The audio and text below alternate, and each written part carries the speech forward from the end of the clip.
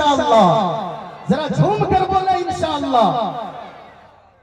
بھائی شاعر اہل سنت حضرت عظمت رضا بھاگلپوری صاحب قبلہ تشریف لا رہے ہیں اور ابھی تازہ عمرہ کے سفر سے تشریف لائے ہیں. دعا کریں اللہ ہم سبوں کو بھی مدینہ شریف میں حاضری نصیب فرما دے. تشریف لا رہے تشریف رکھ کر سنیے گا. اور ایک شعر پڑھ دوں اجازت ہے؟ ارے بولو نا بھائی پھر منتر بھی سناؤں گا. بولیے نا اجازت ہے تو ذرا جھوم کر بولیے. ہاتھوں کو اٹھا کر نماز کی پابندی. دیکھیے کچھ لوگوں کے ہاتھ اٹھ رہے ہیں کچھ نہیں اٹھ رہے ہیں. ذرا ہاتھوں کو اٹھا کر بولے نماز کی پابندی کریں گے. سنیے گا ایک شعر. اذان سنے کہ جو کاموں کو بند کرتے ہیں. سنیے اذان سن کے جو کاموں کو بند کرتے ہیں. آج بڑا المیہ ہے کفیل بھائی ذرا دیکھیے گا حالات کو. ادھر مسجد کے مائک سے مؤذن اذان دے رہا ہوتا ہے. ہمارا نوجوان کوئی کرکٹ میں لگا رہتا ہے, کوئی تاش کی پتی میں کھیلنے میں لگا رہتا ہے. ادھر اذان ہو رہی ہے, ہمارا نوجوان کیرم بورڈ کی گوٹیوں کو انگلیوں سے اڑا رہا ہے. ادھر اذان ہوتی رہتی ہے, کوئی گپ شپ میں لگا رہتا ہے.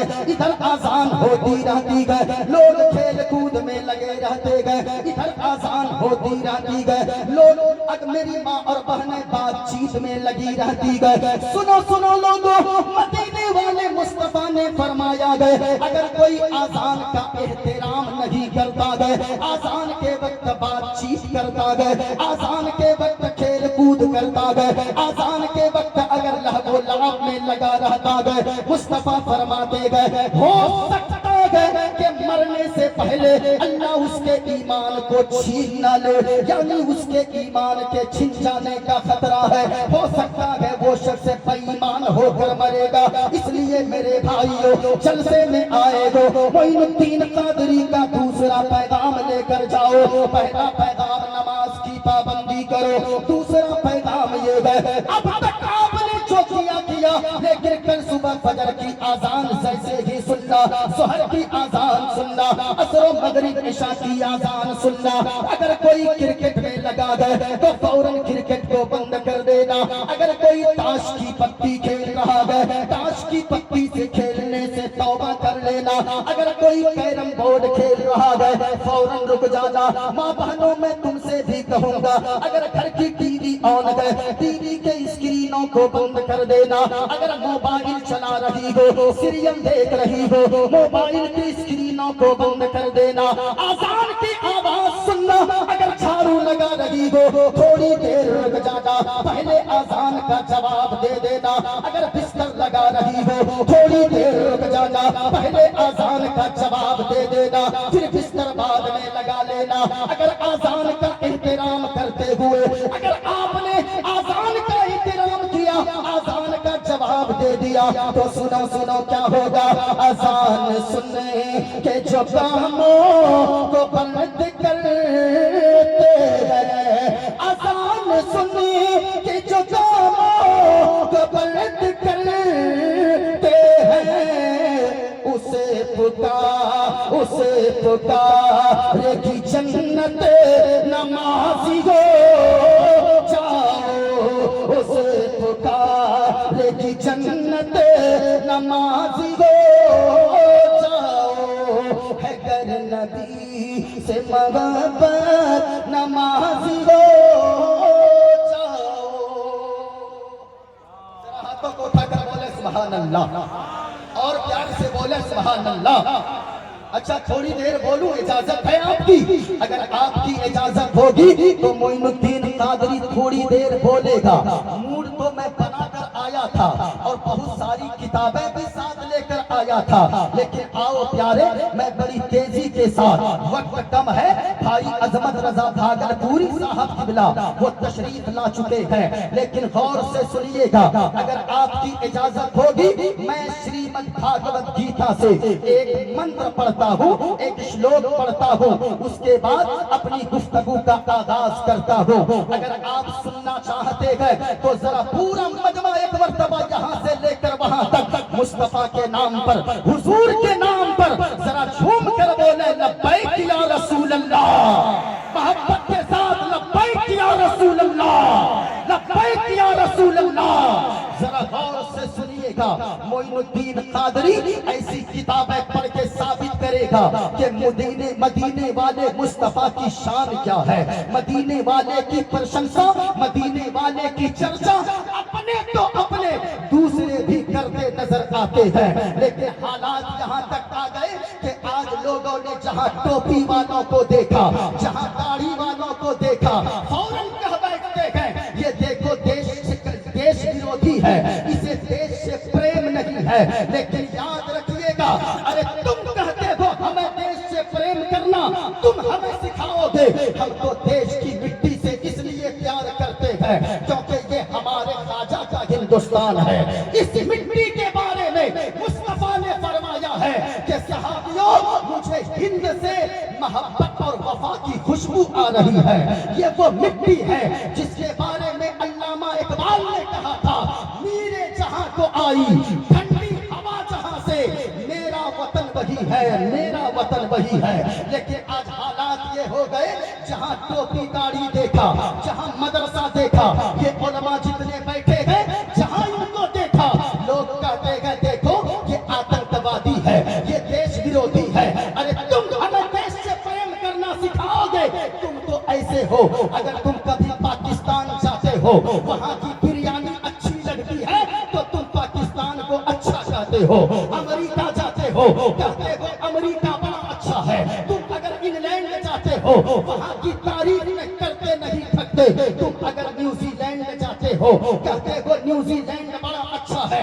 लेकिन आओ मेरे मदरसे में, कभी आओ रसूलुल्लाह के घर में, कभी आओ मेहमानाने रसूल के पास, कभी आओ नाइबे रसूल के पास, इनके पास आओगे, इनसे पूछोगे आपके लिए क्या अच्छा है, ये कहेंगे सुनो सुनो और दुनिया वालों, हो किसी के लिए अमेरिका अच्छा, होगा किसी के लिए इंग्लैंड अच्छा, होगा किसी के लिए न्यूजीलैंड अच्छा। लेकिन हमसे पूछते हो तो सुनो, सारे जहां से अच्छा हिंदुस्तान हमारा, हम बुलबुलें हैं इसकी, ये गुलसिता हमारा। हम अपने देश से प्रेम करते हैं। आइए बड़ी तेजी के साथ एक मंत्र मैं पढ़ता हूँ। किताब का नाम श्रीमद् भगवत गीता है।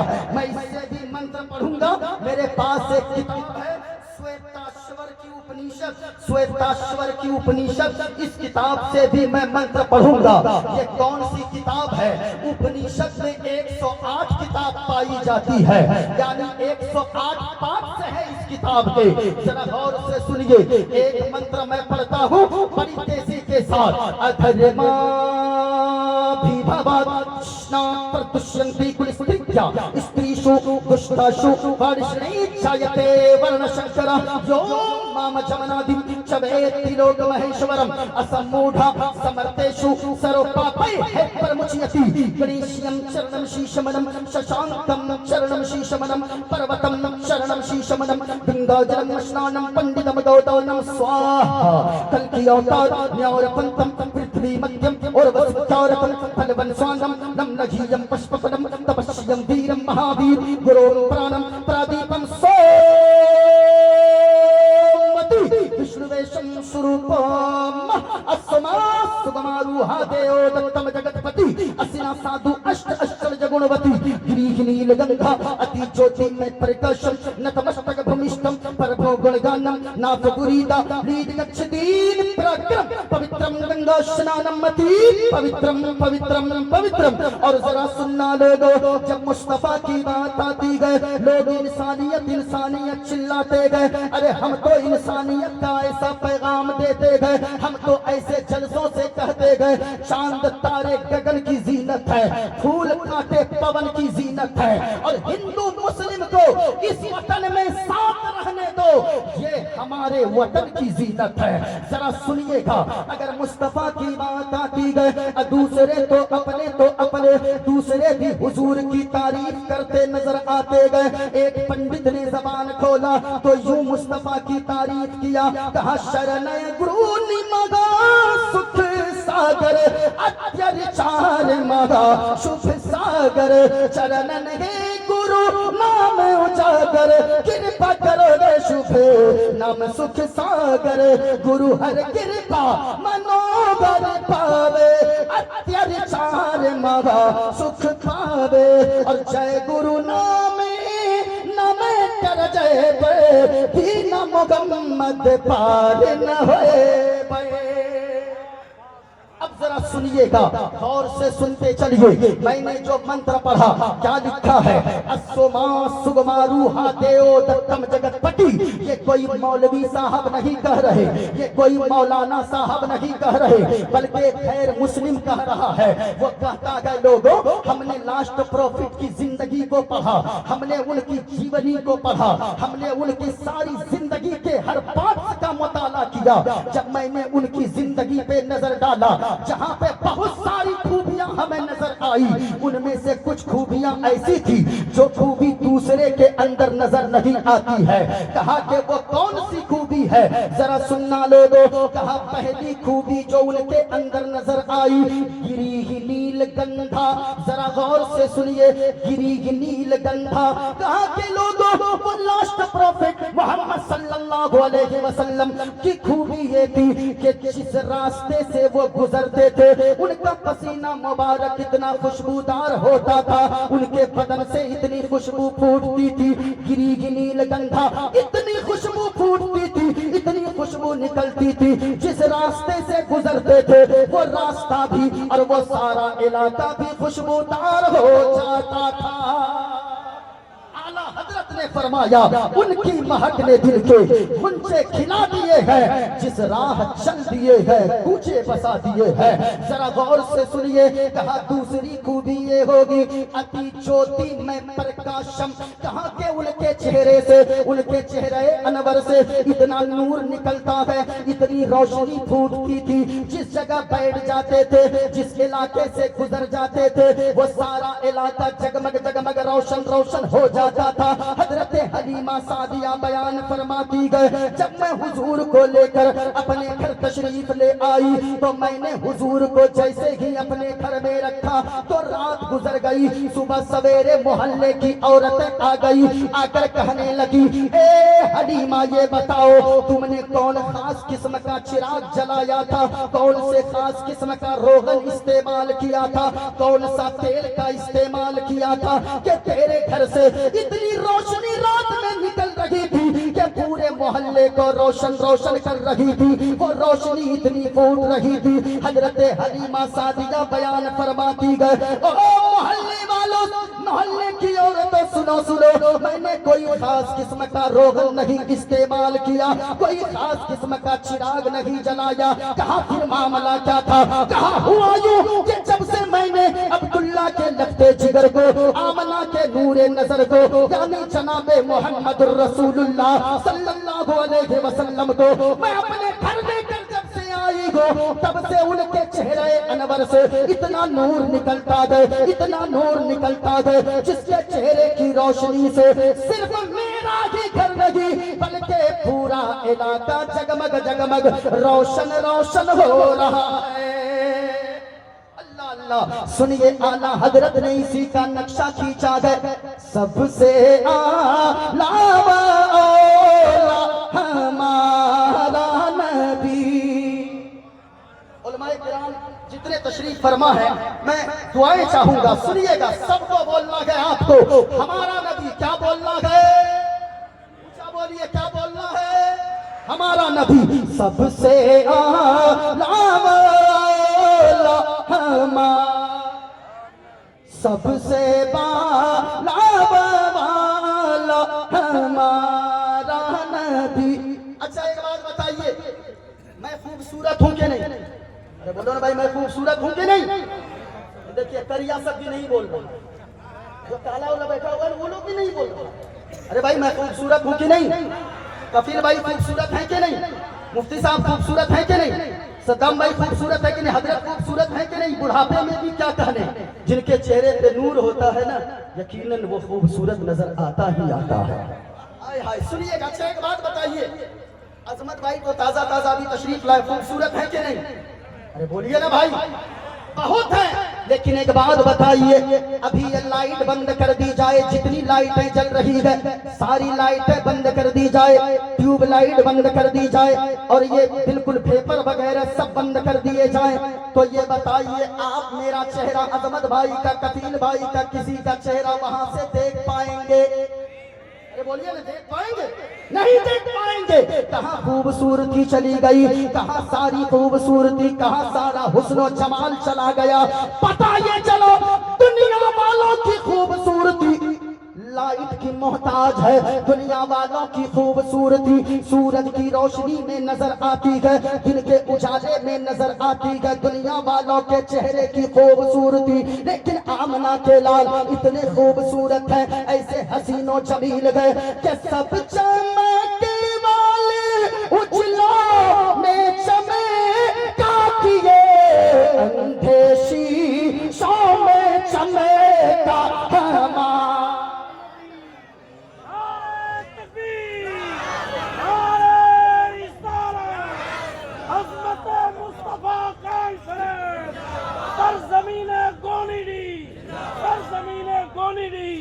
مفتی معین القادری چترویدی، نعرہ تکبیر۔ اچھا اب ذرا سنیے گا، کہا دوسری خوبی اتی جوتی میں پرکاشم، اتنا نور ان کے چہرے سے نکل رہا تھا، اتنا نور نکلتا تھا، اتنی روشنی پھوٹتی تھی کہ سارا علاقہ جگمگ جگمگ روشن روشن ہو جا رہا تھا۔ کہا تیسری خوبی، کہا تیسری خوبی یہ تھی کہ چندر مکھ منڈل ناری نیک نین ابھیمان، کہا کہ لوگوں وہ ایسے تھے، وہ ایسے تھے، وہ ایسے تھے جن سے پہلے لوگ بیٹیوں کو زندہ قبر میں ڈال دیتے تھے، لیکن وہ جب سے تشریف لائے اپنی بیٹی کو سینے سے لگا کر دنیا والوں کو پیغام دیا، اور دنیا والوں بیٹی زمین میں دفن کرنے کی چیز نہیں گئے، بلکہ بیٹی تو سینے سے لگا کر محبت کرنے کی چیز ہے۔ ماشاءاللہ، اب ذرا سنیے گا۔ اچھا آپ بول نہیں رہے، ذرا ایک بار ہاتھوں کو اٹھا کر بولے محبت کے ساتھ۔ اچھا ایک نعرہ بھی چلا تھا کفیل بھائی کچھ دنوں پہلے، آئی لو،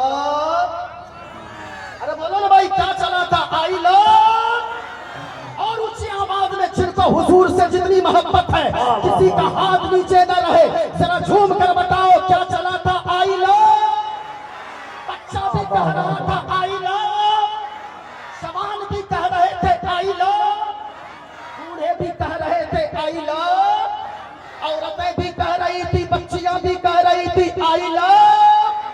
لیکن ایک بات میں کہنا چاہوں گا، او آئی لو محمد کہنے والوں یاد رکھنا، پوسٹر پہ کسی نے آئی لو محمد لکھا، بینر پہ آئی لو محمد لکھا، کہیں دیوار پہ لگا دیا، کہیں چوراہے پر ٹانگ دیا، کہیں گھر کے چھت پہ لگا دیا، لیکن میں آپ سے کہنا چاہوں گا لوگوں، آئی لو محمد لکھنے والوں، آئی لو محمد کاغذ پہ لکھنے سے بڑی بات تب ہوگی، آئی لو محمد بینر پہ لکھنے سے بڑی بات تب ہوگی، آئی لو محمد گھر کی دیوار پہ لکھنے سے بڑی بات تب ہوگی کہ اپنے دل کی تختی پر آئی لو محمد لکھو، اپنے کردار میں آئی لو محمد لکھو، اپنی سیرت میں آئی لو محمد لکھو۔ کیوں؟ اگر آپ نے کاغذ پہ آئی لو محمد لکھا، ہو سکتا ہے دنیا کا کوئی شاطر انسان اس کاغذ کو پھاڑ سکتا ہے، اگر بینر پہ آئی لو محمد لکھا، ہو سکتا ہے کوئی شاطر انسان اس پوسٹر کو بینر کو پھاڑ سکتا ہے، لیکن اگر دل کی تختی پر ہم اور آپ نے آئی لو محمد لکھنا شروع کر دیا تو دنیا والے جتنی محنتیں کر لیں وہ تو نیست و نابود ہو جائیں گے، لیکن مصطفیٰ کا غلام آخر دم تک کہتا رہے گا یا رسول اللہ، زمین و زمان، اونچا بولے پورا مجمع، زمین و زمان تمہارے لیے، مکین و مکان تمہارے لیے، چنین و چنا تمہارے لیے، بنے دو جہاں تمہارے لیے، دہن میں زبان تمہارے لیے، بدن میں ہے جان تمہارے لیے، اور یا رسول اللہ ہم آئے یہاں تمہارے لیے، اٹھے بھی وہاں تمہارے لیے۔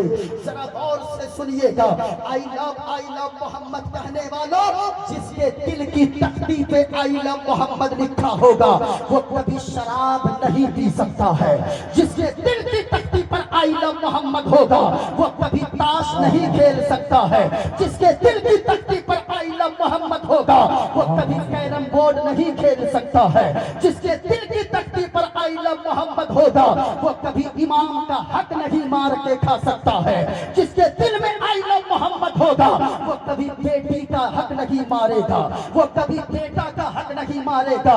ورنہ تو حالات کیا ہو گئے, پہلے کا ایک دور تھا لوگ بیٹیوں کو زندہ قبر میں ڈالتے تھے, لیکن ابھی بیٹیوں کا حق مار مار کر لوگ ایسے کھانے لگے کہ بوڑھا ہوتا گیا آدمی اگر اس کے 4 بیٹے ہیں, ایک بیٹی ہے تو چاروں بیٹوں کو جیتے جی ساری زمینیں اس بڈھے نے لکھ دی. اب وہ بیٹی کہاں جائے گی؟ وہ بیٹی ہمیشہ انتظار میں رہتی ہے. جب تک شادی نہیں ہوتی ہے تب تک تو اس کے باپ کا گھر, اس کی ماں کا گھر اسے اپنا نظر آتا ہے. لیکن بیٹی کی شادی جب ہوتی ہے تو پھر وہ بیٹی سسرال سے پہلی دفعہ جب گھر آتی ہے وہ تولیہ منہ پوچھنے کے لیے ڈھونڈتی ہے. اس کمرے میں فلاں بھابھی ہے, اس کمرے میں فلاں بھیا رہتے ہیں, اس کمرے میں چھوٹی بھابھی رہتی ہے. بتاؤ پھر آپ کی بیٹی اپنا ہی گھر اسے, اپنے ماں باپ کا گھر اسے پرایا گھر لگنے لگتا ہے. او بھائی بیٹی سے پیار کرو, بیٹیوں سے پیار کرنا کسی دنیا دار کی نہیں بلکہ مدینے کے تاجدار کی سنت ہے. بیٹیوں کو ایسے مت مارا کرو ورنہ تو حالات میں بتاؤں. یاد رکھیے گا بیٹی کیا ہوتی ہے, وہ جس کی بیٹی کی شادی ہو گئی ہے اس بوڑھے باپ سے پوچھئے, وہ بوڑھا باپ بھی بتائے گا. کیا بتائیں حضرت, میری بیٹی جب گھر میں تھی شادی جب تک نہ ہوئی تھی, میری بیٹی سسرال نہیں گئی تھی, رات کے 12 بجے میں گھر پہنچتا تھا چوک چوراہے سے یا بازار سے گھوم کر دروازے پہ دستک دیتا تھا. میری بیٹی آ کر دروازہ کھولتی تھی, میں کہتا تھا کہ بیٹی کھانے کو کچھ ہے, تو 23 سال گزر گئے جب تک میری بیٹی گھر میں تھی. وہ جانتی تھی کہ میرا باپ ٹھنڈی روٹی نہیں کھاتا ہے, میرا باپ ٹھنڈی سبزی نہیں کھاتا ہے. حضرت کیا بتاؤں, جب تک میری بیٹی کی شادی نہیں ہوئی تھی وہ میری بیٹی نہ کبھی ٹھنڈی روٹی رات کو کھانے دیتی تھی, نہ ٹھنڈی سبزی کھانے دیتی تھی. روٹیاں بھی گرم کر کے کھلاتی تھی, سبزیاں بھی گرم کر کے کھلاتی تھی. وہ بیٹی ہوا کرتی ہے. بیٹیاں وہ ہوتی ہے اگر باپ کے آنکھ میں آنسو دیکھ لے تو بیٹیوں کا دل پگھل جاتا ہے. لیکن یہ سماج اتنا بڑا یعنی اتنا بڑا ظالم سماج ہو گیا, اس کو اپنی بیٹی تو رانی بن کر دیکھنا ہے, اس کو اپنی بیٹی تو رانی والی زندگی ان کے سسرال میں چاہیے. لیکن دوسرے کی بیٹی جو آپ کے گھر میں آتی ہے آپ اس کے ساتھ کیا سلوک کرتے ہیں, آپ انہیں نوکرانی سے بدتر سمجھتے ہیں اور اپنی بیٹی کے لیے سوچتے ہیں کہ میری بیٹی وہاں گھر سسرال میں رانی بن کر رہے. نہیں, اگر آپ چاہتے ہیں آپ کی بیٹی رانی بن کر دوسرے کے گھر میں رہے, آپ کے گھر میں جو دوسرے کی بیٹی بہو بن کر آئی ہے اس کو بیٹی کی طرح پیار بانٹنا شروع کر دے. جہاں اسے آپ بیٹی کی طرح پیار دو گے وہاں آپ کی بیٹی کو اللہ آپ کی بیٹی کو رانی والی زندگی عطا فرما دے گا. لیکن شرط ہے دوسروں کی بیٹی کو اپنی بیٹی سمجھیے, ورنہ میں کہتا ہوں بیٹیاں بوجھ نہیں ہوتی ہے. اللہ کا کرم ہے عنایت کا بیٹیاں, سچ پوچھئے تو باپ کی جنت بیٹیاں. بیٹیاں کون ہوتی ہے؟ اور ایک بات میں کہہ دوں سنیں, اگر کسی کے گھر میں جنازہ پڑا ہو اور اس کے گھر سے کوئی رونے کی آواز نہیں آ رہی ہے, حالانکہ زور سے رونا منع ہے, چیخ چلا کر رونا میت پہ تکلیف پہ, لیکن سنیے اگر رونے کی آواز نہیں آ رہی ہے تو سمجھ جائیے گا اللہ نے اسے کوئی بیٹی جیسی رحمت نہیں عطا فرمایا ہے. بیٹیوں سے پیار کریں, بیٹیوں سے محبت کریں, لیکن حالات یہ ہو گئے 10 لاکھ جہیز کے چکر میں کچھ بیٹیاں غریبوں کی پھانسی کے پھندے پر لٹک رہی ہے. ہمیں شرم آتی ہے جب کوئی باپ بوڑھا آ کر مسجد میں کھڑا ہوتا ہے جمعہ کے دن اور آ کر کہتا ہے مفتی صاحب, مولانا صاحب, امام صاحب یہ لیجئے دیکھیے اس پرچے کو پڑھیے, اس میں رہتا ہے مکھیا جی نے, سرپنچ صاحب نے سمیت समेती साहब ने, वार्ड मेंबर ने और सबों ने लिखा है कि नेताजी ने, ये बड़ा गरीब आदमी है, बेटी की शादी है और इसको 2-4-10 रुपए करके इसकी मदद कर दे। मैं कहता हूँ कितने शर्म की बात है। वो क्या करेगा पैसे का? 10 लाख रुपए जाकर मस्जिद जाकर वो चंदा इकट्ठा करता है, फिर लाकर भिखमंगा दामाद को वो बुलेट खरीद कर देता है, 4 चक्का गाड़ी खरीद कर देता है। मैं आपसे कहना चाहूंगा, उस मस्जिद के दरवाजे पर अपने होने वाले ससुर को भीख मांगने के लिए खड़ा करने वाला कौन है? वो उसका लुच्चा दामाद है, जिसने 10 लाख के चक्कर में अपने होने वाले ससुर को मस्जिद के दरवाजे पर रुसवा होने के लिए छोड़ दिया है। ऐसा न करें। लेकिन कुछ हालात ये हो गए, जहेज के चक्कर में कुछ हमारी माँ, हमारी बहनें, हमारी बेटियां वो फांसी के फंदे से लटक रही है। ओ मेरी कौम की बेटियों, ओ मेरी माँ और बहनों, बात बात पर फांसी मत लगाया करो, बात बात पे जहर मत खा लिया करो। आज हालात ये हो गए कि अखबार पढ़िए तो हर रोज कोई न कोई खबर आती है, फलां की बेटी फलां स्टेशन में जाके ट्रेन से कट गई, फलां का बेटा जहर खा के आत्महत्या कर लिया, फलां का बेटा फलां नदी में छलांग लगा दिया। और नौजवानों, आत्महत्या को तूने क्या समझा है? खुदकुशी को तूने क्या समझा है? तुम ये समझते हो एक मर्तबा मौत आ जाए, किसी तरह मर जाऊं, मुसीबत से छुटकारा मिल जाएगा? नहीं, बल्कि किसी ने कहा है अगर तकलीफ पीछा न छोड़े तो मर जाओगे, मरकर भी अगर चैन न आए तो फिर किधर जाओगे? मरकर भी चैन न आए तो किधर जाओगे? आप क्या समझ रहे हैं? मुस्तफा फरमाते हैं जो जिस तरह मरेगा, जो जिस तरह आत्महत्या करेगा, कयामत तक अल्लाह उसी तरह उसे अजाब देता रहेगा।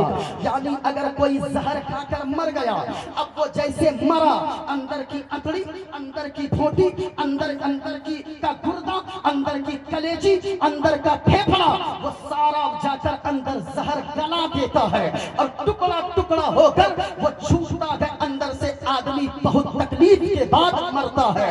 ऐसा नहीं है कि एक बार मर गया तो मुसीबत पीछा छोड़ देगी, नहीं, अल्लाह कयामत तक उसे उसी तरह जहर दिलवाता रहेगा, उसी तरह अंदर के सारे पार्ट उसी तरह छलनी होंगे। जितनी तकलीफ पहली मर्तबा हुई थी उससे ज्यादा तकलीफ उसे हर बार होगी और कयामत तक उसे उसी तरह जहर दिया जाएगा, फिर मारा जाएगा, फिर जिंदा करके फिर जहर दिया जाएगा। आपने क्या समझा है? लेकिन आज हालात ये है, माँ बाप ने अगर थोड़ी सी बात किसी को कह दी तो बेटी फांसी का फंदा लेकर घूमती है, बेटा जहर की पुड़ियां लेकर घूमता है। खुदारा ऐसा न करो, वरना हालात तो ये हो गए, जहां जलसा का मेला लगता है, जहां उर्स का मेला लगता है, कौम की सुबह होकर पंचायत होती है कि फलां की बेटी भाग गई, फलां का बेटा भाग गया, फलां उर्स से फलां की बेटी भागी, फलां मेला से फलां का बेटा भागा। और ये तुम लोग क्या समझते हो नौजवानों और कौम की बेटियों कि माँ बाप की मुखालिफत करके भाग कर तुम शादी करके कहीं तुम जाकर खुश रह लोगे? अल्लाह की कसम खाकर कहता हूँ, अगर माँ बाप तेरे घर में नाराज हैं, अरे तुम्हें क्या पता है, जिसकी बेटी भाग जाती है, जिसका बेटा भाग जाता है, वो माँ बाप तो महीनों अपने घर के आंगन से बाहर नहीं निकलते हैं। क्यों? इसलिए ये बाप निकलता है, मोहल्ले वाले ताना देते हैं, अरे वो देखो वो फलां जा रहा है, जिसकी बेटी भाग गई है, जिसका बेटा भाग गया है। घर में 3 महीने तक माँ अंदर बंद रहती है कि कोई चेहरा मोहल्ले का न देख ले, वो भी मेरा मजाक उड़ाएगा। याद रखना, अपनी मर्जी से भागकर शादी करने वालों, तुम क्या समझते हो तेरी माँ घर में आंसू बहाएगी, तेरा बाप घर में आंसू बहाएगा? अल्लाह तुम्हें ताजमहल जैसी बिल्डिंग में भी सुकून की दौलत नहीं देगा। लेकिन अगर माँ बाप घर में मुस्कुराएंगे, यहाँ माँ बाप मुस्कुराएंगे, अगर जहाँ तेरे माँ बाप राजी खुशी से शादी कर दे और वहाँ शादी होकर चली जाओ दुल्हन बनकर, झोपड़ी में जाओगी दुल्हन बनकर, जहाँ घर में तेरे माँ बाप मुस्कुराएंगे, वहाँ मदीने वाला मुस्तफा राजी हो जाएगा, वहाँ अल्लाह राजी हो जाएगा। इसलिए मेरे भाइयों, हाथ کر شادیاں مت کرو. جلسے کا پیغام یہی ہے, بیٹیوں کو عزت دو. جہاں پہ 4 بیٹوں کے لیے گھر بناتے ہو, ایک بیٹی اگر اللہ نے دیا ہے یا 2 بیٹی دیا ہے, 4 دونا 8 کمرے بنواتے ہو, ایک کمرہ اپنی بیٹی کے نام پہ بھی بنواؤ اور اپنی بیٹی سے کہو. اور میں نے سوچا ہے کفیل بھائی, میں جب بھی نیا مکان بنواؤں گا, ایک بیٹی اللہ نے مجھے دیا ہے, اس بیٹی کے لیے اسی گھر میں ایک کمرہ الگ سے ضرور بنواؤں گا, تاکہ میری بیٹی کو کہہ دوں گا, میری گڑیا یہ تیرے باپ کا گھر ہے, جب تک تیرا باپ زندہ ہے, جب تک تیرا بھائی زندہ ہے, اس گھر پہ کسی کا ادھیکار نہیں ہے. شوہر کی اجازت لے کر آ جانا, جتنی طبیعت چاہے آ کر گھر میں آرام کر لینا. اگر بیٹی مسکرا دے گی نا, اللہ کی رحمت جھوم جھوم کر برسنے لگے گی. تبھی میں کہتا ہوں, سچ پوچھئے تو باپ کی جنت بیٹیاں. اور جہیز, یہ جہیز تو لوگوں نے کیا بتائے صدام بھائی, حالات یہ ہو گئے, روزانہ کوئی پیٹرول چھڑک کے بدن میں آگ لگا رہی ہے, کوئی پھانسی کے پھندے سے لٹک رہی ہے, کوئی ٹرین کی پٹری پہ جا کر لیٹ کر آتم ہتیا کر رہی ہے. ایسا نہ کرے. اے دوستو جہیز کی لالچ کے واسطے بیٹی بہو بنے تو جلا دے سے, بیٹی بہو بنے تو جلا دے سے. تم یہ سمجھ رہے ہو مصیبت ہے بیٹیاں, سچ پوچھئے تو باپ کی جنت بیٹیاں. بیٹیوں سے پیار کریں گے جن کو اپنی بیٹی سے جتنی محبت ہے. حضور کی سنت سمجھ کر بیٹی سے پیار کرنا یہ مصطفیٰ کی سنت ہے. ہاتھوں کو لہرا کر محبت کے ساتھ بولے لبیک یا رسول اللہ. یا اللہ, جن لوگوں نے ہاتھوں کو اٹھایا ہے اس کو 1 سال کے اندر کروڑ پتی بنا. سنیے, اللہ کروڑ پتی بنا دے. ذرا پورا مجمع ہاتھوں کو اٹھا کر بولو لبیک یا رسول اللہ.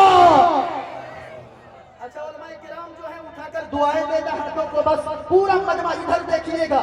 یہ ہمارے علماء جب بولتے ہیں نا تو یزیدی خیموں میں زلزلہ پیدا ہو جاتا ہے. عالموں کو لوگ کہتے ہیں, ان عالموں سے یاد رکھیے گا, ہندوستان کی سرزمین پر انگریزوں کے خلاف سب سے پہلے جہاد کا فتویٰ دینے والا کوئی کالج کا پروفیسر نہیں تھا, کوئی اسکول کا ماسٹر نہیں تھا, کوئی ڈاکٹر انجینئر پروفیسر نہیں تھا. سب سے پہلے انگریزوں کے خلاف جہاد کا فتویٰ دینے والے ہماری جماعت کے عالم دین